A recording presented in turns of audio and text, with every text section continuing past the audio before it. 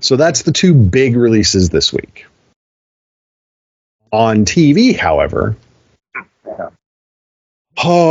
Disney. Disney? Yes, it is Disney. Yes. Disney Plus. I believe they dropped today. Two. The first two episodes dropped today. Did you watch all three? I have watched all three. Okay, so we've watched all three. We're not going to spoil anything. So let me do the lead into this. Back in the 1990s, there was a cartoon called X-Men that everyone loved, apparently. In 1997, I was 8 or 9 years into my Air Force career, mostly working nights. And this was in the days before streaming and DVR. So, no, I did not watch X-Men. I didn't have time. I was sleeping or working. I know who the X-Men are. Thanks. Don't get upset. I read the comic books. I watched the movies when they came out. But I didn't watch the animated series. So I'm not nearly as invested in this series as some people online are. There are people out there that are super invested in this, which means their response is going to be one of two things. It's either the greatest thing since Betty White, or it's complete dog shit. And so the people that are invested, there's not going to be any agnostics in this. I, like a lot of shows, I don't have a dog in this hunt. I have to look at what this series does. I like the X-Men, so it's not like I hate the characters that I'm going to be dealing with. So that's a step in the right direction. Did you watch this? Yeah, I did. Back in the day? So you are well, on a scale of 1 to 10, then, how invested are you in X-Men 97? Well, how invested?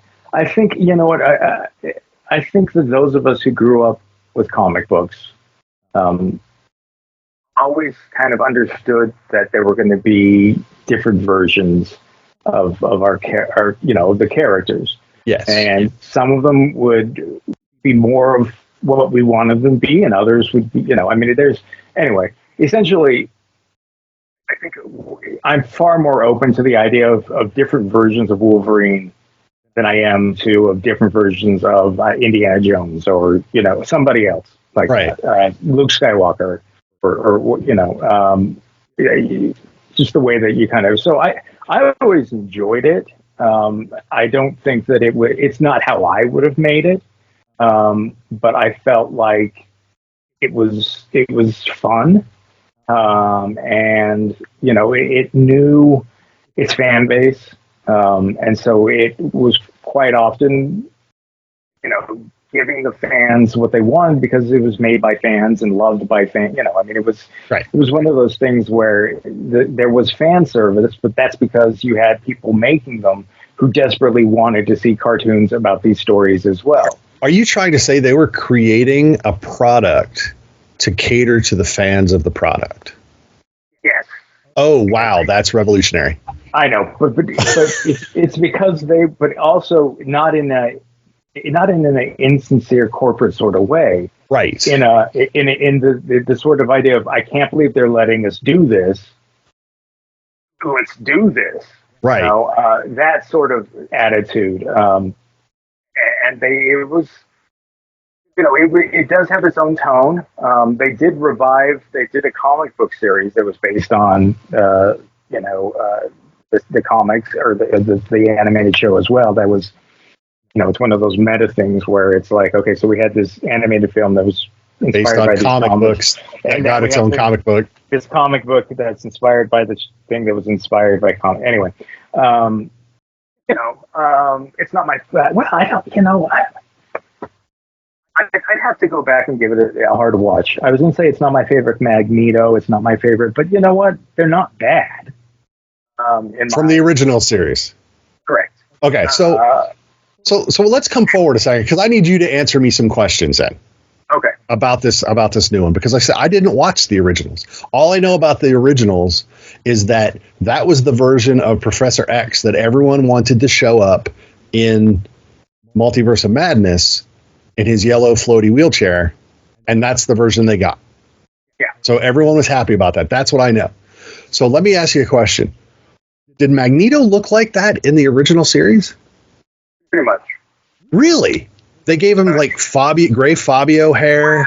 Yeah, I mean the outfit and whatever. Yeah, as far as yeah. Like I said, the costumes are costumes. And I don't have a problem with that. But I looked at him, I go, man, that is not the Magneto I remember. So I was like, I didn't know if they updated that look or if that was how he looked back in the day. Well, so just looking at it, it feels like I'm watching a 90s cartoon. Exactly. 100%. I don't have a problem with that at all. Some modern animation I don't like. Some of it I do like that looks nothing like the stuff I liked as a kid. But that doesn't mean I don't still like the stuff that I liked as a kid. It means there's something about the style that appeals to me. 3 episodes into X-Men 97. I don't know if I need to keep watching it. I don't know why I feel that way specifically. But I was listening to it and I was like, were all old cartoons this chunkily written? Yes. Because, or well, not all, but yeah, the dialogue, it doesn't even feel comic booky. I don't even know how to categorize the writing in this, but it is just so, it's like someone's trying to some like it's written by committee, and one person on that committee likes near Shakespearean dialogue, and other people like 80s high school comedy dialogue, and some people like Nolan-esque Batman dialogue. So it's all over the map for me. And it depends on the character too. And I know, and I know all these characters, which is just nuts. So that's weird. It's just, and it's not, the style of talking. And to be fair, I actually hate Rogue and Gambit's voice actors. I don't know who they are, but I hate those voices. They drove me nuts for 3 episodes. Well, and I love Rogue and Gambit as characters. Well, I do. It's the playing up of the southernness. Yeah, everything it's pushed to such a, when you read them, the voice in your head probably isn't that southern. No. Or the versions that we've seen in movies and other things, it isn't quite to that extreme. But do remember, this was the 90s. Was the mid to late 90s. Excess, it was in art, it was kind of like the stock market of the late 80s. Anything goes. Right. I think your criticisms are accurate, and I think they always were accurate. But I think that maybe that was part of the fun of it, that it took itself just seriously enough to not be a parody, but it also was kind of this silly cartoon. It definitely, it had, Magneto comes in and says the smart stuff in this version, because Xavier is no longer with us, which is one of the major things they're kind of trying to work through in this. Magneto comes in and says the smart stuff. Inevitably, God is going to be a question his leading ability, because he's never really been a natural leader and he has no confidence when it comes to that sort of stuff. Yeah. But and it's the Jean Grey, and this is post. And I think maybe part of the problem too is it is written to a degree with the expectation that you watched the original, or that you're at least familiar enough with X-Men. Yeah. That when they reference, the Phoenix power or whatever, right? And that you know what those are, right? And even if you watch the movies, you should be able to get most of those story beats. Most of it. But I don't think I missed any of those story beats and references. No, I don't. But there's a lot of crap crammed into these 3 episodes. There's a lot of crap crammed into all the episodes of these things. And part of it is how many characters can you squeeze into a half-hour cartoon? And how many plot? Because the thing about X-Men was that they were always misfits who had a lot to deal with. Mm-hmm. The baggage that they were carrying was almost as interesting as whatever hero or whatever. They weren't traditional superheroes. Yeah. They were damaged goods who were doing the best that they could with what they had, and felt like no one wanted them, but they were going to go ahead and try to save the world anyway. So there is I guess, yes, in a more perfect world, these are hour episodes and they cover the same amount of stuff in that hour that they actually are covering in the half hour. Right. And do I think that would work better? Yeah, probably. That would give you more time to explore some of the individual characters, but this isn't really about the individual characters. This is about, as the title says, it's about the X-Men, and get a little bit of Storm has a thing in this one. Obviously, Jean has something in this one. It's not very Wolverine centered at all at this point. So you kind of have to pick and choose who's going to be at the center of the action out of our whole deck of cards. And that's not easy. And they do. But I feel they tried to do everybody, and it's like pick 2 for this episode and have everyone support them. They never do that, though. No, but they need to. Now, having said all of that about the things I don't like, I don't dislike the show. I am not going to be passionate about it. Yeah, well, that's fine. I don't know. And I was never like, oh, this is the greatest thing ever. I think, we were. It was, like I said, it was someone's interpretation of something that I loved. Right. It wasn't mine, but it was, and I felt this way about most of the X-Men films and whatnot. I would have made things radically different because the way I connected with X-Men was probably different than the way lots of people connected with X-Men. But, that doesn't mean that your version of X-Men is worse than, any other. For me, I like Rogue without Gambit at all. I whatever, anyway, but there's just certain lineups that you prefer better and certain characters you could kind of like got in the way of things, and everyone's going to disagree on what those characters were. And when you're the X-Men, you're probably going to have a list of 100 X-Men to go through anyway. So, hey everyone, welcome back to season 9 of the Visually Stunning Movie Podcast. If you like what you're seeing and hearing, please feel free to like us, share us, follow us wherever you're listening to us, actually. If you're on YouTube, click subscribe. That would be great.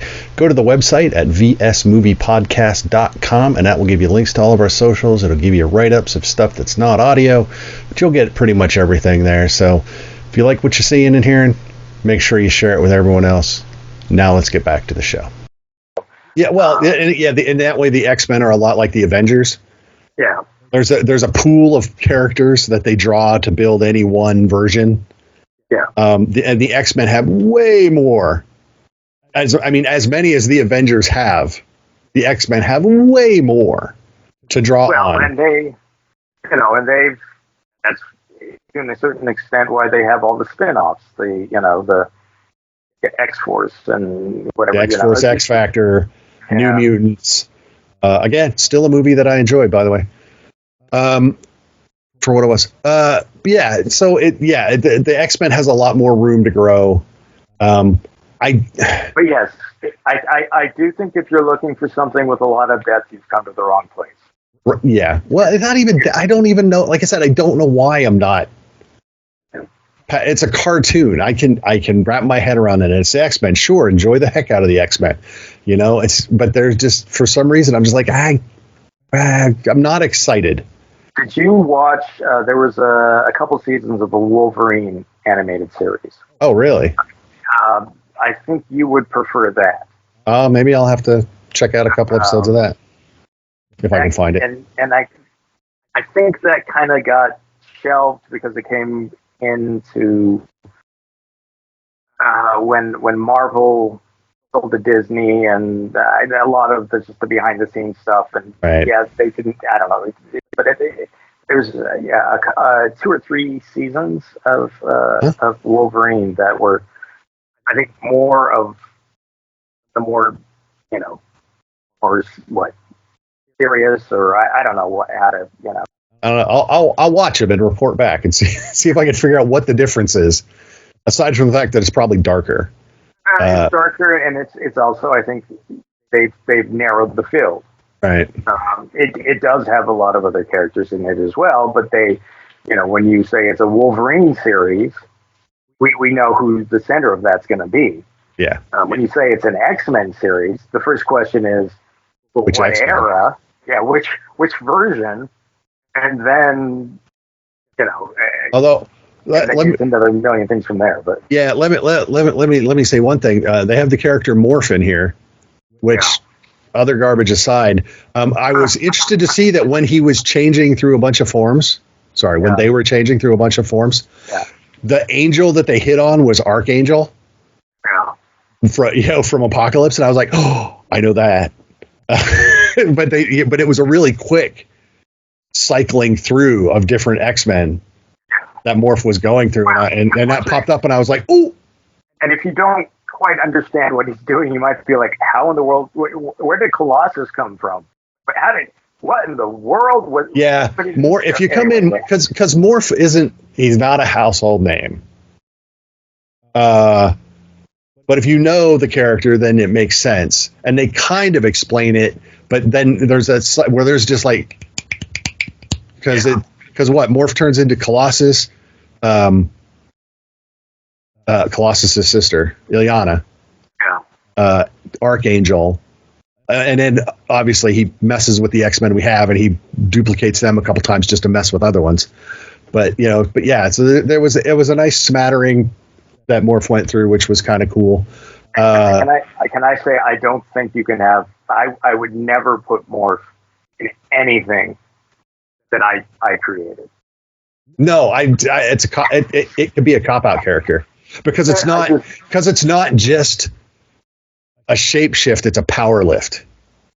Yeah, and because it's not like it's not like Mystique, exactly, who looks different but doesn't get any of the powers. Morph gets it all, and that right there, that's an overpowered character. That is literally an overpowered character. That's an X-Men team in one character. And so that's irony. The irony of that being really doesn't play that big of a role. No, so it's kind of I think it's a poor character choice given what those powers are and how they can be utilized, because any fight is over. He's a gimmick. He is. Yeah, it is. So it's one of those. It's a weird character choice, and again, all the other garbage about Morph aside, that just, like I said, it was cool to see which heroes Morph chose. Sure. In some of those scenes, but and those in and of itself, it feels wrong. Yeah, maybe. So I don't know. I think I knew what I was getting into. Right. And I think that you also have to remember that when this cartoon came out, we didn't have X-Men movies. We didn't so seeing a lot of this, we were seeing a lot of these things from the comics, for the first time. And yeah, it's animated, but that's still different than the comic. That's different than it moves or whatever, however you want to. It was different. And then when we started, and I think when we start getting live action, if you're jumping in now, you're probably going to prefer the live action because it's a little more magical to certain, it's right. You expect certain things in a cartoon, that seem more amazing in quote unquote real life, live action. Special effects or the whatever, whatever it is. It's a person doing a thing. Yes, exactly. Yeah. There's an actor doing it rather than, they drew that. Yeah. But you have to remember that, and I think that this came out, when I don't even know if any of us expected really there ever to be an X-Men franchise, because live action film.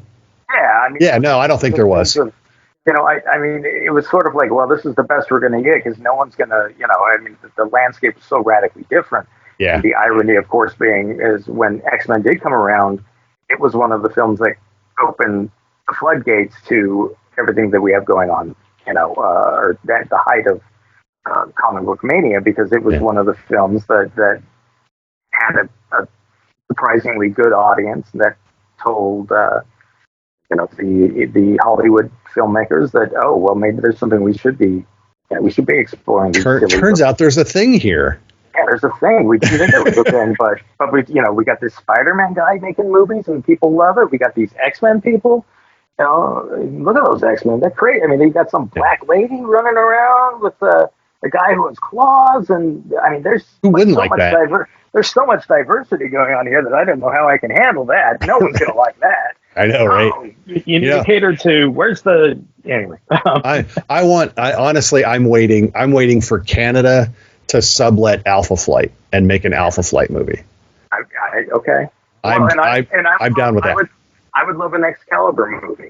Oh my God! Don't even get me started. Of course, there's the perpetual rumor of Henry Cavill becoming Captain Britain. Yeah. Which then, of course, if we go with Rachel Summers, we've got the timeline action going, and we've already established another X-Men timeline at the end of Marvel's. Yeah. So it's not, and again, my argument is if Marvel wanted to reboot the MCU, just reboot it in that X-Men universe. Yeah. That we had at the end of the Marvels, and all their problems are solved. Yeah, because it's just, here it is. Because it is. It is what it is because it's another dimension. But that's neither here nor there. But yeah, the perpetual Captain Britain Henry Cavill rumor, I'm down with that. I am down with Captain Britain, Phoenix, Nightcrawler, and what's her name? Captain Britain's sidekick, girlfriend, the little nymph elf girl whose name escapes me for the moment. But I'm down with the original Excalibur. I would totally give me a one-off and then just let those characters out in the universe. And I'm a big Nightcrawler fan. Who isn't? He's such a great character. I would love them to have him to do a Nightcrawler film where he's the swashbuckling pirate version. Yes. Running around doing an Errol Finn sort of. Yes. It doesn't have to be anything more than an Errol Finn type film with this blue guy with a tail running around doing the things instead of a white guy with a funny facial hair. But anyway, there's a lot of, and I think that's one thing that a lot of people like about X-Men in general is there's so many possibilities because there are so many characters and they filtered through characters all the time that some have been more popular than others. Some have been completely misfires and you don't see them after 5 or 6 comics or whatnot. But yeah, so I don't think any of your criticisms of X-Men 97 are inaccurate. I just think that's what it was, and that they did it again. Yeah, that makes sense. Yeah.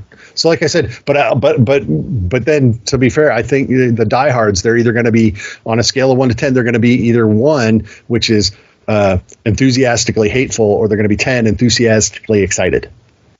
And there's not going to be any 4, 5, 6s in the people that were like chomping at the bit for this thing to come out.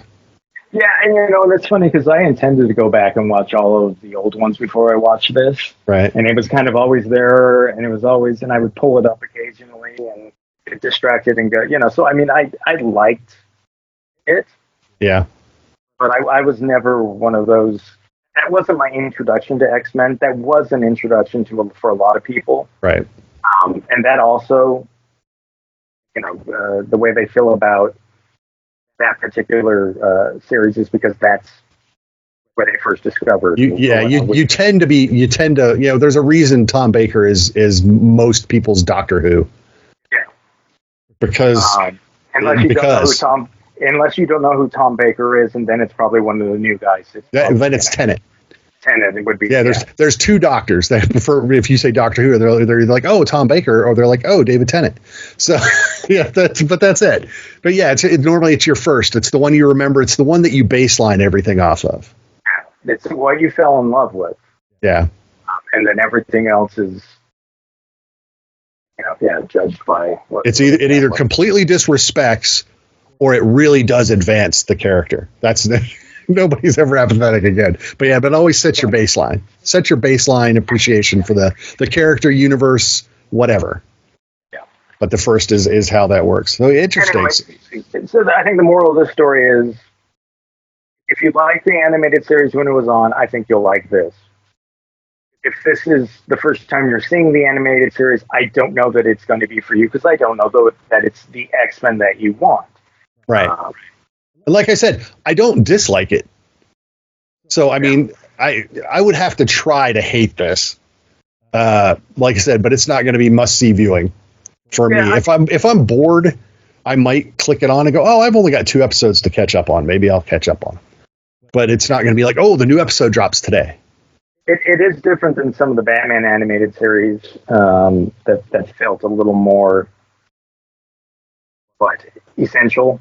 Yeah. There's quite a few of the Batman animated series are kind of the cream of the crop as far as this sort of I've heard, and I wish I had the time to go watch those. Yeah. Because I've heard those are fantastic. Yeah, those. But again, it has the benefit of being about Batman rather than X-Men, which is a group of people, which is problematic in its, on its own, and it always has sort of been, which is why so many of the X-Men characters ended up getting spin-offs, because there were stories that couldn't be told in the confines of an X-Men comic. Yep. So they had to, do a limited series for a bunch of different characters who maybe didn't, in some people's mind, deserve limited series, but sometimes that's the best way to handle a character. But yeah, it's now you get a 4 or 6 episode series on Disney Plus, which probably should be 8 or 10 episodes or a 95-minute movie. Sure. So they haven't figured that part out in the live action yet. Yeah, well, yeah. We'll figure that out. So so that was the third thing that came out this week. We've got some other stuff coming out. It's actually kind of a slow 2 weeks for us in terms of theaters. And then it cranks up again. And then it cranks up again. So we'll see how all of that plays out. But right now, I mean, there's a lot of good stuff in theaters, which is awesome. Actually, Monday, I think I'm going to go see Immaculate, and then because I can squeeze that in right before AMC's Mystery Monday. Okay. So I'm gonna double feature Monday and see. So I'm gonna get one horror movie in Immaculate, which I assume is a horror movie because it feels like a horror movie, and then a mystery horror movie that I don't know what is yet. So I'll let you know what it is and what I thought of it, because it's a movie that's not out yet. That's all I know, and it's supposedly an hour and 45 minutes long. So we'll see what it is, how that goes. But lots of good stuff in theaters right now. So go see one. That's what I'm going to say. Say what? That was good. No, great. Yeah, just agreeing. Sure. Right. Okay. So don't forget to like us, follow us on social media at VS Movie Podcast, at Visually Stunning Movie Podcast. You'll find us wherever we're at. Just go to the website, vsmoviepodcast.com. You can find us all there. And until we talk to you again, I'm Mark. That's Ryan. Bye, Ryan. And we will talk to everyone later. Bye-bye.